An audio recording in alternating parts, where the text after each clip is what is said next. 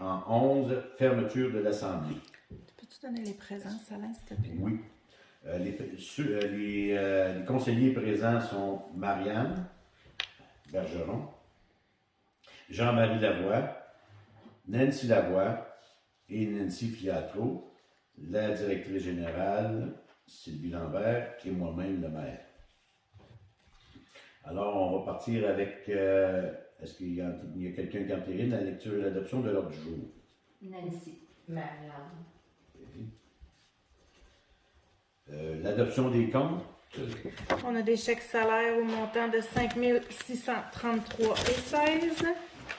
Des chèques municipaux au montant de 108 108,21 $. Et puis des chèques fonds local, 65 183,74 $. Qu'est-ce qu'il propose? Nancy.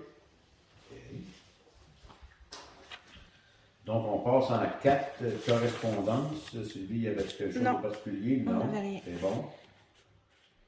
En 5, adoption des procès-verbaux de l'Assemblée régulière du 7 juillet 2021. Est-ce qu'il y en a qui proposent? Marianne. Nancy. Consultation pour utilisation du territoire public. C'est le ministère des Ressources nous demande de donner notre opinion sur une demande faite par les propriétaires du lac Perron, c'est-à-dire ceux qui ont acheté les chalets qu'il y a là. Il y avait un site de raquettes et de pédestres qui était fait. C'est un renouvellement de part des nouveaux propriétaires.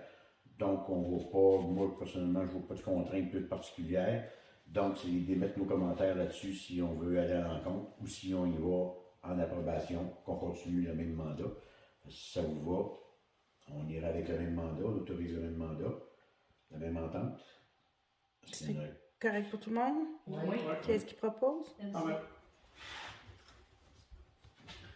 Parfait. En 7, demande d'autorisation pour échantillonnage, échantillonner les argiles à la demande de l'université de monsieur, je ne me rappelle pas son nom, qui est en train de monter une thèse de doctorat sur les argiles particuliers qu'on a ici en Abitibi-Ouest.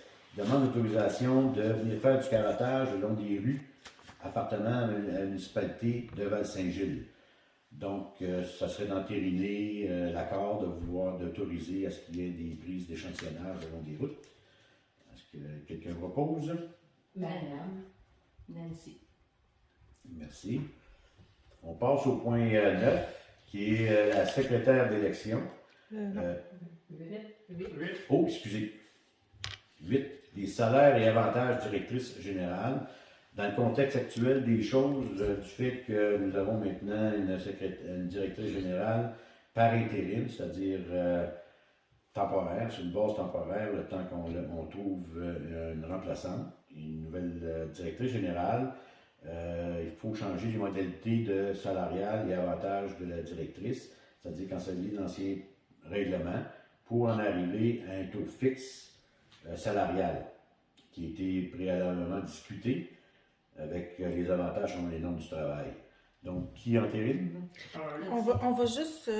Spécifier? Oui, Jean-Marie et Nancy Lavoie, là, je vais juste spécifier les choses, là, parce que c'est public, c'est mon salaire. Oui. Mon salaire horaire va tomber à 28,10 $. Je vais tomber avec un 4% qui est rétroactif à partir du 15 juillet, puis on annule les assurances aussi. Excellent. Fait que, qui propose? Vous avez fait la proposition? Oui, c'est bon. OK. Donc, 10, secrétaire d'élection, dans le contexte où les élections s'en viennent dans un proche avenir, puis en tenant compte que ça va prendre un certain temps pour obtenir une nouvelle directrice générale, on va de l'avant pour s'assurer que le mandat actuel puis le protocole pour la préparation des élections soit respecté. Donc, on demande à Sylvie d'entreprendre la démarche pour préparer une secrétaire d'élection ainsi que tout le protocole qui est généré. Puis tous les employés aussi pour